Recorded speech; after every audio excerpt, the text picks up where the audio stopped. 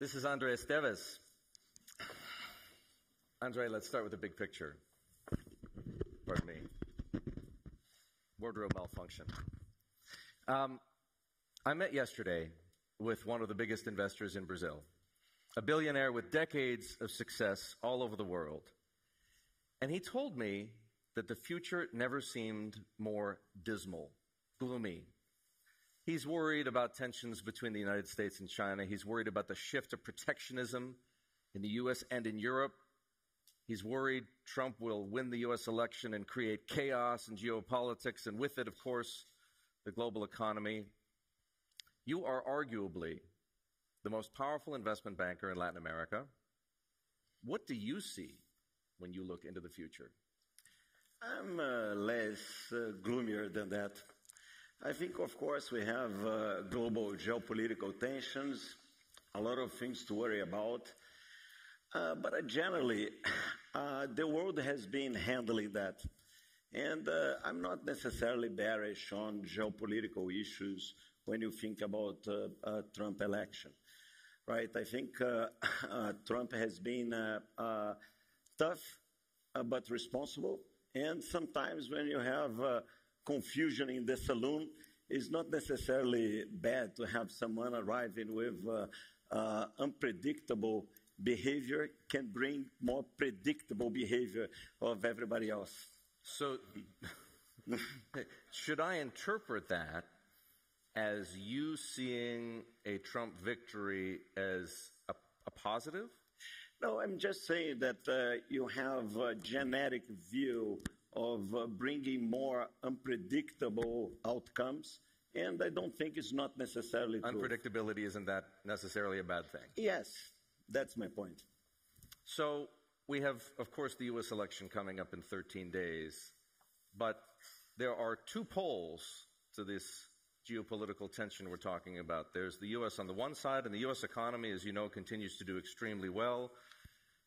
Interest rates are coming down, inflation is moderating, the unemployment rate continues to be quite low. On the other hand, of course, we have China. And the Chinese economic model today looks a lot different than it did just a few years ago. Tell me what you expect from China. In this case, I'm worried with both sides. Starting with China, I'm worried about the model. What drove this amazing 30 years of Chinese growth was a combination of big migration from rural areas to urban areas and the consequent urbanization of that, an amazing labor arbitrage, huge investments in infrastructure with fantastic productivity gains, and on the top of that, a very vibrant capitalism. When you look at China today, all of these factors offer some challenge, right? Labor cost arbitrage is not there anymore, or at least not in the same fashion, right? A blue-collar worker in China makes more or less the same than a blue-collar worker in Brazil or Mexico. No more migration from rural areas into urban areas, and no more consequent urbanization in the same velocity. And the marginal investment in infrastructure doesn't bring the same productivity. And regarding the amazing entrepreneurial environment of the last 30 years, also some shifts, some more prioritization on politics regarding the economy. And on the top of all of that, you also had the surprise in birth rates to the worst. So Chinese population is shrink. If you ask ChatGPT, what is the population of China in 2100, it will tell you 564 million people, which is a big challenge. So we had the package. Maybe it's the beginning of a reshift in the direction of economic priorities. We need to see, but I think we have challenge there. But we also have challenge in the U.S. And the challenge in the U.S. for me is related to public deficit. And the debate about that, or in better words, the lack of debate about that in the public campaign, right? It's a very high deficit with less buyers of U.S. treasuries, and we don't see this debate happening. It's, in reality, even if you are the owner of the printer, there is a limit to print. So I'm worried about that with the U.S. So if on the one hand you have a very different Chinese economic model in which you lack some confidence, and you have a U.S. deficit ballooning out of control, and the potential for the bill, if you will, to come due at someday in the not-too-distant future, what does the combination of those two things mean for the global economy, and perhaps more relevantly, seeing as we're sitting here in Sao Paulo, the economies of the global south? I think generally these combinations bring volatility. And if you look this year, somehow that's what we are seeing when you look at U.S. We started the year pricing a 50 bips cut in March, with 7 other cuts in the yield curve.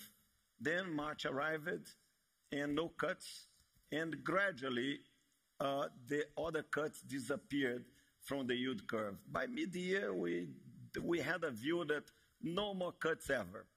Then 2 months later, and our fear was we are very close to a recession. And eventually we need an emergency cut, an intermeeting monetary policy committee meeting of the Fed. And then suddenly, no, it's not close to a recession, but we got 50 bips cut in September meeting. 1 week later, the market was worried about eventually no more cuts this year. So it's an interesting scenario because it's amazing volatility of scenarios, and part of that driven by the Fed. And when you look at the underlying assets, the U.S. economy, much less volatile than that. So it's an interesting landscape, probably related to what we discussed before. When you say driven by the Fed, are you suggesting that the Fed is either over-communicating or miscommunicating? I think certainly over-communicating, because when you are a central banker, and today the information that any central bank has is not that different than the market information. But if you over-communicate, you over-guide the markets in the best of your interests and objectives, you lose what is the most important point of observation, which is the market price. That's the most important piece of information. If you are over-guiding the markets, you are somehow losing that. And I think we are in a moment of global central banking that we are over-communicating. Not necessarily miscommunicating, but we are over-guiding markets. I prefer a more quiet central bank and let the market provide us with a very important piece of information, which is the prices. Most of the world's major central banks, including the Fed, are, of course, cutting interest rates as inflation subsides. The Banco Central do Brasil is going in the opposite direction. It's raising rates. And usually, when a central bank raises rates, the currency appreciates. But that's not what's happening here in Brazil. In fact, the real keeps getting weaker. What's wrong with this picture? I think markets are more pessimist than the state of the economy in Brazil. Brazil will grow 3.1%, 3.2%, and very important, without any constraint in the external accounts. So current account deficit will be something around 1.5%. We have international reserves that are quite liquid, the U.S. Treasuries, low external debt. So it's an interesting balance. There is a lack of confidence about long-term fiscal results, which is we need to deliver. And regarding the interest rates hike, we are just in a different moment of the cycle. Brazil is with very tight unemployment, a very low unemployment, which is good for the economy, but maybe we are with inflation expectations slightly ahead of what they should be. So central bank is doing their job, moving back inflation expectations to the target, which is 3% in the case of Brazil. Is fiscal credibility the underlying problem here? We have, in a certain way, it's a similar situation than U.S., right? We have, this year, a pretty similar number of nominal deficit to GDP, Brazil and U.S. The difference that we don't own a printer, and we need to be more rigorous than the U.S. regarding that. So we need to deliver about that. We need to be disciplined, but the good news about Brazil is that the fiscal deficit or the fiscal topic is being discussed every day in political campaigns, during the newspapers, in debates about that. And that's what I like. The first step to solve a problem is to identify the problem. And what scares me in the U.S. that even without many buyers of long-dated treasuries, you are not discussing the topic. Roberto Campos Neto has been a stalwart of monetary rectitude here in Brazil. He has conferred enormous credibility to the central bank. Will his successor, Gilberto Galípolo, be as resistant to political pressures as Mr. Campos Neto has? I think we are in an interesting moment of central bank in Brazil, or the monetary history in Brazil. First, Roberto was the first independent central bank. The constitutional independent central bank in Brazil is recent. Roberto is the first central bank governor that runs an independent central bank. But in reality, for more than 20 years, including Lula's first two administrations, central bank was operationally independent in practice. For the last almost 3 decades, that's the logic in Brazil. So I think we'll have a smooth transition, and the credibility goes beyond the credibility of Roberto, but is from the institution. You think there is enough institutional credibility? You know, I'll just remind everybody that it was only last week that once again Donald Trump was talking to our own editor-in-chief, John Micklethwait, about how he wants to jawbone the Fed in this direction or that direction. Is that a possibility here too? I think part of the job description of a president or any politician is to make comments about the scene. But honestly, I think central bank under this administration, the next or the previous, will take technical actions, and I don't have any doubt about that. Let me ask you about the government of President Lula. Where is it getting things most right economically? I think Minister Haddad, the finance minister, is doing a good job in identifying the necessity of us creating a fiscal framework that brings stability. Remember, Brazil was upgraded by 2 rating agencies, and most recently by Moody's, and we are one step to investment grade. We need to continue to deliver, and it's normal to have doubts, and we have a past of not necessarily fiscal discipline, so we need to deliver better results for the future. And I think Minister Haddad is absolutely aware of that. Where is this government getting things most wrong? I think it's still early on that, but I think honestly the government is doing a good job in creating the fiscal framework. And what I think we should do is I prefer that government tightens more fiscal policy in order of keep less tightened monetary policy. That's one thing. On the microeconomic level, we are in a tight labor market, and we created in Brazil a fantastic net of social support, which is an achievement for Brazilian society. But when you have zero unemployment, more or less where we are, it's time for us to release some of these policies that made a good job in the last 20 years in order to push people back to the formal labor market. So I would like to see these 2 moves, and I think it will be very healthy. I'd like to ask you about the local financial services market. Your firm, BTG Pactual, is a giant in the wealth management business. As you know, asset management has been transformed in the United States and Europe over the past 15 years. Fees have collapsed. You can buy an index fund for just a few basis points. But here in Brazil, as I understand things, those funds are still pretty expensive, not index funds. Mutual funds, you still pay maybe even a couple hundred basis points to own an equity mutual fund, in excess of 100 basis points to own a fixed income mutual fund. Why are the fees so high? Not BTG funds. They're very cheap and perform very well, and I encourage all of you to invest on that.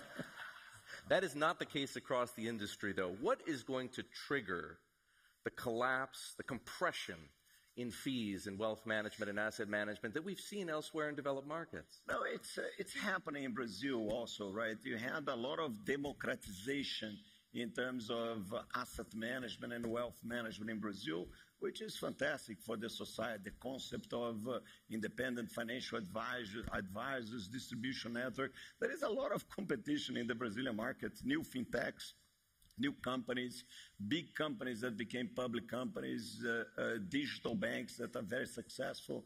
I see a pretty vibrant financial sector here in Brazil, and competition will be there. Regulation is very advanced. You have peaks in Brazil that you don't have anywhere. You move money in Brazil much easier than in U.S. and much cheaper than in U.S. So I think the financial infrastructure here is quite competitive. Another phenomenon here is the recent movement, let's say, of investor capital out of hedge funds and into tax-free asset management products. And there's some concern in your industry about maybe the government eliminating some of those tax advantages. If that were to happen, and perhaps you can tell us if you think it's going to happen, would that spur yet another dramatic reallocation of investor capital here, and with what consequences? I don't see this happening because I think the big move in terms of keeping these tax incentivized products under control already happened correctly, right? It's a product of tax reform, right? It's much similar, not that different from munis in U.S. or REITs in U.S. So it's a similar constitution. The framework, the legal framework of Brazilian financial markets and U.S. markets are not that differently. Here, I like the last change in regulation, and I think they were correct, produced by Brazilian SEC, Central Bank of Brazil, and I don't see big capital dislocations. I think we are going in the right direction there. Brazil, as we have established in several conversations today, is a giant in renewable energy. Some 93% of all power on the grid is green. In theory, this country should be a magnet, right, for multinationals that want to build carbon-free supply chains and want to set up green factories. You would know, because of the firm that you run, are more companies actually looking at Brazil now, either to set up businesses or maybe to buy businesses here? Yes, and I think that you can have some tectonic movements around that, and especially regarding the energy matrix that Brazil has. As you said, we have, depends on how you measure, 85 to 90% of the matrix is renewables, which means that we are a renewable, the largest renewable energy matrix in the G20, and especially with low subsidies, right? Because doing renewables in UK, it's possible, but quite expensive. In Brazil, it's not. And I think Brazil could be a global hub for data centers, for example. As you know, you cannot build data centers in Virginia anymore. You cannot build, or in UK, you take 2 years to link your data center to the grid. In Brazil, you have huge investment in transmission lines and renewable energy fully available, not expensive. And Brazil could be a very important hub for global data centers that will be needed globally. When you say that's tectonic, one of the opportunities. One of the opportunities. So when you say tectonic, what is it going to take to bring about that kind of a tectonic shift? Foreign companies find it difficult to operate in Brazil. What does Brazil need to do to make it more attractive, more easier, if you will, for foreign companies to operate here? Yeah, it's partially right, partially wrong, because if you look the last 20 years, FDI of Brazil has been one of the top 5 globally in the world, right? And we receive well American companies, European companies, Middle Eastern companies, US companies, and Chinese companies. So it's a good hub for FDI.